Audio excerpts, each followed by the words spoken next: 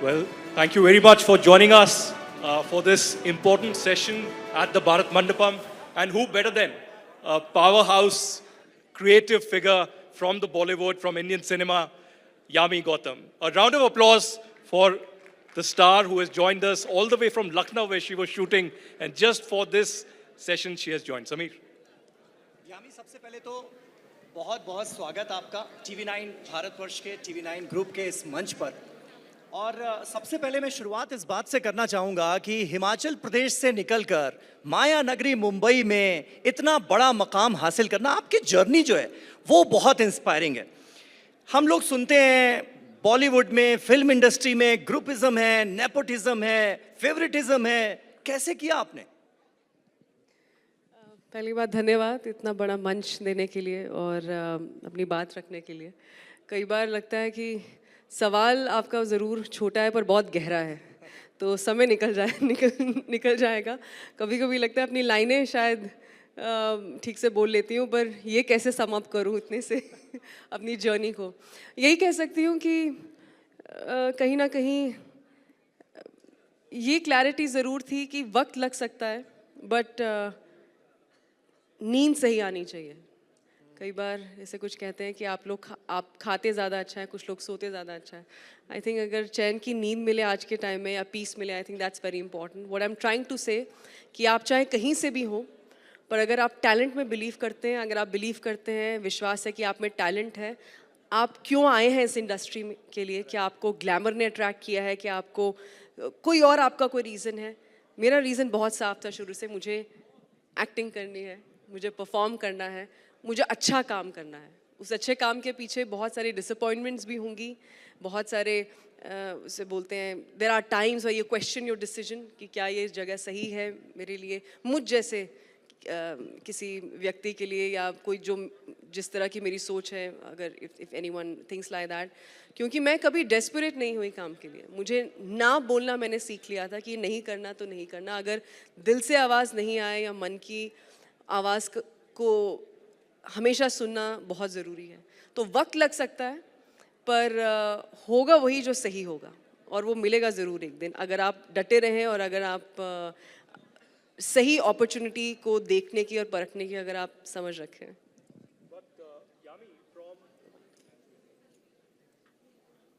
Mike, yeah. From Vicky Donor to Uri to Article 370 and finally Dhoom Dhaam. What a powerhouse of creativity, really. But I want to stress on Article 370 of 2024, the 100 crore plus film that you single-handedly led the initiative. And what a plot, really. I would say I've seen dozens of films in 2024. It was single-handedly led, and what a powerhouse of performance that no other actress really can come across in the film industry in 2024. So how did you manage this? This was truly a national award-winning film in many ways. I think you're being very kind for your words. I can only thank you. National award, I think it's one of the few prestigious awards which are left now, not just in the industry, but it's a massive honor for anyone, not just an actor, but any artist, any technician who gets awarded. So, wo to pata nahi, but my father won his national award last year. Aditya's won, so I don't know what's going to happen, but of course it'll be nice to have that little wall of honor, we call it at home, to continue. But Aditya, to be honest, it's the power of writing. It's always the power of idea. I'm thankful to the other Aditya for writing it, Aditya and Lokesh for backing a film like this. And I'm sure against the normal trend in the industry where are you sure a female actor, especially of course I've done work in the past, but I hadn't led, जिसे बोलते हैं, or headlined a film. Thankful to Priyamani for playing such an important part though. And but Aditya and Lokesh, they were very clear that we know that we are very sure this is something, we need an actor, we need someone who believes in the script and who can just perform. And of course I was very nervous. It was a very heavy duty role. Zuni Haksar, it's also very special because in the film you realize you don't know she's a Kashmiri Muslim, you don't know she's a Kashmiri Pandit. The most important thing was she's an Indian officer, and what goes behind, जिसे हम बोलते हैं कि पर्दे के पीछे क्या हो रहा है to ensure peace in the valley or in the country, जो हमारे real heroes हैं, जो agencies हैं, policing है, ministry है, वो जहाँ पे हमारी सोच खत्म होती है शायद वहाँ उनकी सोच शुरू होती है. We cannot even imagine. So I thought that was a lot of responsibility, and I just gave it all. Whatever I had in me, I just gave it everything. अभी आदित्य ने 2 फिल्मों का जिक्र किया, आर्टिकल 370 और उरी, और क्या शानदार फिल्में हैं, मेरी भी फेवरेट हैं.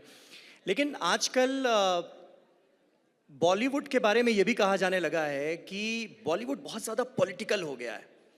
पॉलिटिकल विचारधारा के आधार पर ग्रुपिज्म हो गया है बॉलीवुड के अंदर. और आप बहुत मजबूती से अपना पक्ष रखती आई हैं, तमाम मुद्दों पर भी खुलकर बोलती आई हैं. आप कहती हैं खुलकर कि मैं नरेंद्र मोदी की फ़ैन हूँ, और जो उनके डिसीजंस हैं हुए इस सरकार में वो आपके भी फेवरेट माने जाते हैं. तो क्या वाकई ऐसा है? क्या बॉलीवुड बटा हुआ है पॉलिटिकल आइडियोलॉजी के बेसिस पर?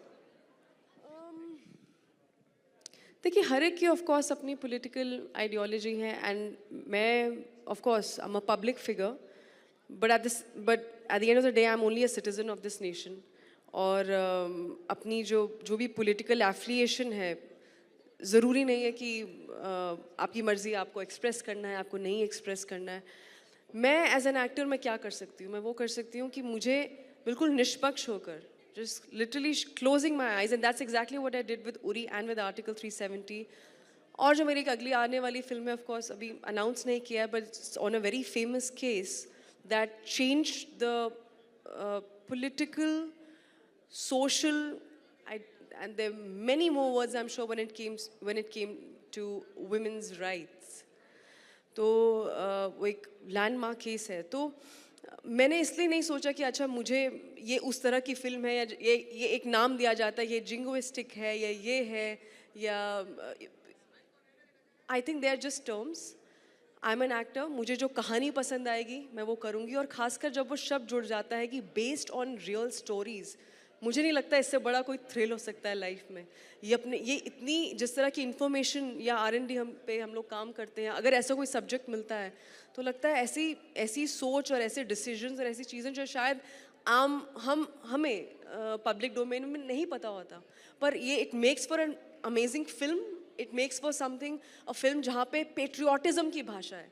किसी के लिए जिंगोइज्म है, किसी के लिए पेट्रियाटिज्म है. I think the whole idea of getting the youth under one roof and making them one, कि ये है हमारा कंट्री, ये है हमारा नेशन, ये है the sacrifices of people who are actually behind it. तो idea is that, and to entertain them. It is not a documentary, वो एक अलग फील्ड है. We are in entertainment business, हमारा काम है एंटरटेन करना. मेरा काम नहीं है आपको इन्फ्लुएंस करना या अपनी धारणा बताना. No, I am here to tell you a story along with my team. मुझे लगता है कि फिल्म में पोटेंशियल है to become a good film, जहाँ पे आप फिल्म मेकिंग टेक्निक की भी बात की जाए, आप स्टोरी की बात करें कि आपको परफॉर्मेंस में कमी लग रही है. नहीं, तो सिर्फ हम अपने आप को कहीं ना कहीं रोके ना, right. And this is something I am saying on public platform may be for the first time, but खासकर आर्टिकल 370 के बाद इतने लोगों के मैसेजेस और कॉल्स आए, सीनियर डायरेक्टर्स एंड एक्टर्स जो who maybe have a different political opinion, but they said the film was really good, and yes, this was something very new for us to know what the establishment has done. So that is the power of cinema in a true good sense. बाकी अगर किसी को कुछ भी कहना है और आगे शब्द लगाने हैं उसकी, तो अब वही है कि कुछ तो लोग कहेंगे हर एक बात पर. लोगों का काम है कहना. But since you're talking about original content, Yami, let me ask you a question on the intersection of real and real life. You know, you spoke and performed so well in Article 370 and Uri, but we had the person just a couple of hours ago here in the same auditorium of Bharat Mandapam who made it happen, Article 370 and Uri. So one is a question, of course, what do you feel about Prime Minister Narendra Modi and his leadership? But specifically talking about, because the topic today is also India's soft power, it's about India's got talent. So how do you see the government, the Prime Minister, and India as a whole taking the soft power global, taking not just Bollywood, but the entire Indian cinema global and connecting that soft power with the audiences abroad as well? I think the times that we're living in right now, as actor, if I say strictly first, we're very fortunate to have such a wide spectrum of choices and work that we want to do, to be able to express ourselves as artists. I think this is a massive and the most basic, जैसे बोलते हैं, achievement or the most basic requirement when it comes to being able to exercise not just your speech but what you want to do in life. And you're right, cinema is a soft power, and there's something very interesting and very true what Honorable Prime Minister said today in his speech towards the end, that हर एक का प्रयास ज़रूरी है. And that just, for me, becomes, that's how I think, that it becomes really an added responsibility that no matter what I do, be it in my capacity as an actor or an entrepreneur or a citizen or anything, be it something as basic but most important, I feel, is Swachh Bharat Abhiyan. I have really gone out and I don't put everything on social media, but literally gone, हमारा हिमाचल में एक छोटा सा घर है, सब बच्चों को बिठाकर, you know how they eat that chips packet and the toffee, मैंने कहा वो सुना है ना, तो वैसे करना है ना, आपने वो छिलका फेंकना है, ना किसी को फेंकने देना है, आपने उठाना है. So something as basic as that, तो and they understand, they get it. It's just about the right conditioning. From that till the national security, जैसे उरी अगर आप आर्टिकल 370 की बात करें कि इतने बड़े बड़े ऑपरेशंस हुए हैं और हो जाते हैं, हमें शायद पता भी नहीं चलता. And here we had an opportunity, being a part of the industry, to tell it to the world, to take our story ahead, and through the entertainment medium. So when it comes to security, absolutely, as a citizen, अगर हम stats भी खोल लें, अगर हम देखें भी, अगर strictly talking about, unfortunately, all the attacks that had happened or used to happen, I think it's a different demography altogether. And of course, we're still battling. I mean, we shot Article 370 in Kashmir, which I don't, there the police has to tackle not just local crimes, but terrorism and national threat. But how are they working? How are the agencies working to the T? It's phenomenal. We feel really small at times that हमें कभी लगता है अपनी हमारी problems बहुत बड़ी हैं life की, but कुछ भी नहीं है. So I feel really proud to have him as our Prime Minister and to feel that the world is looking at India at such an important superpower and with so much respect. And so I'm really fortunate. यामी, एक current scenario जो अभी मुंबई में देखने को मिला, Kunal Kamra stand up comedian है, उन्होंने एकनाथ शिंदे जो डेप्यूटी सीएम हैं उनके ऊपर एक स्टैंड अप कॉमेडी में कमेंट किया जो कि शिव सैनिकों को रास नहीं आया, और जिस ऑडिटोरियम में, जिस हैबिटेट में ये शूट किया जा रहा था, उसको शिव सैनिकों ने जाकर तोड़ दिया. इसके बाद एक बहस छिड़ी हुई है, ख़ास करके मुंबई में और भी ज़्यादा, कि फ्रीडम ऑफ एक्सप्रेशन पर ये हमला है. कुछ लोग कह रहे हैं कि नहीं, उन्होंने जो बोला वो आपत्तिजनक था. शिव सैनिक कह रहे हैं कि इसे हम बर्दाश्त नहीं करेंगे. आपको लगता है क्या कि ये वाकई फ्रीडम ऑफ एक्सप्रेशन पर हमला है? ऐसी चीज़ें नहीं होनी चाहिए. Sumiji, for some reason I have not seen that video. Please pardon me. मैं अभी एक फिल्म शूट कर रही हूँ, और जब मैं शूट करती हूँ as a rule, of course I'm aware कि करंट अफेयर्स में क्या हो रहा है, बट अगर आप सोशल मीडिया ऐसे कुछ बात करें, I just log out. So I have no idea what is the new opinion और व्हाट इज़ हैपनिंग. पर अगर आप कह रहे हैं, I will also look up and watch. पर अगर apart from this incident, because I am sure the authorities must be looking in to it, as a policy I never comment on something which is on an incident which is under investigation. I believe it must be under investigation. As just as a citizen, I think I can say, while I know हमेशा हमें पहले अपने हक याद आता है कि ये मेरा हक है, जो अच्छी बात है, अवेयर ज़रूर होना चाहिए. पर जब मैंने पॉलिटिकल साइंस पढ़ा था, मुझे याद है हक के साथ ही लाइन थी मेरी duty.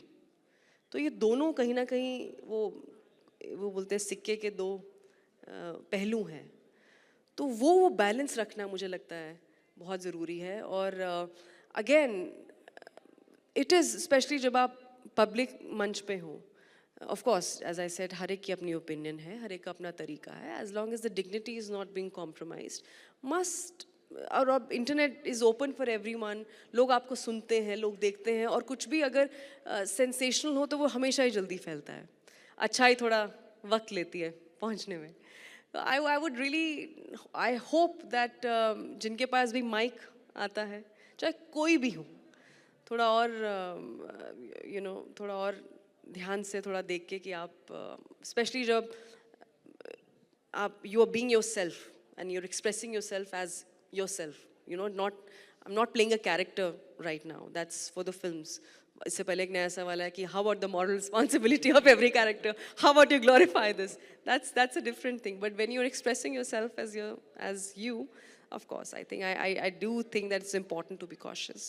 Well, my director is telling me that we are out of time, but I do ask you quickly one question, if you could quickly answer in 30 seconds. You mentioned about a film that your husband Aditya Dar is making, and that is going to create waves for his birthday post. What's this film all about? And also, what are you working on? That's a film called Dhurandhar, and without their official permission, but maybe by the virtue of being his better half, I'll take this opportunity to say, and I cannot say enough when it comes to Aditya. His passion, his idea of perfection, of always in the pursuit of chasing greatness, is something that has made him reach till here. Aditya और धुरंधर जहाँ तक की बात है, एक एस्पेनाज film है, thriller है, action है, बेस्ड ऑन ट्रू इवेंट्स है, जो रेलेवेंट है आज के टाइम के लिए. ऑफ कोर्स अब पर जो लिखा है, जब मैंने पढ़ा, मुझे थोड़ा वक्त लगा अपनी ओपिनियन एक्सप्रेस करने में, क्योंकि मैंने ऐसा कुछ कभी पहले पढ़ा नहीं था. और मैंने कहा, I wish Aditya for one moment I was a man and I could play this character. और मुझे इतना पता है कि आदित्य अपनी ऑडियंस को बहुत वैल्यू करते हैं, and he's someone who can get the masses and the classes together. तो जब वो फिल्म आएगी, I'm sure दुनिया देखेगी. क्या बात है. और नाम से ही क्लियर हो रहा है धुरंधर, तो यानी हम ये मानकर चलें कि आर्टिकल 370 और उरी के बाद बेस्ड ऑन ट्रू इवेंट्स एक और धमाकेदार फिल्म जिसका नाम है धुरंधर, आज यामी गौतम ने ऐलान कर दिया है टीवी 9 के मंच से. पर उसमें मैं नहीं हूँ, मेरी अलग जी, लेकिन आपको भी हम देखेंगे, I am sure, in many films. Thank you very much Yami Gautam. A round of applause for coming specially for this. Let me request Paritosh Chaturvedi, managing editor of TV9 Bharatvarsh, to come and honor the guest.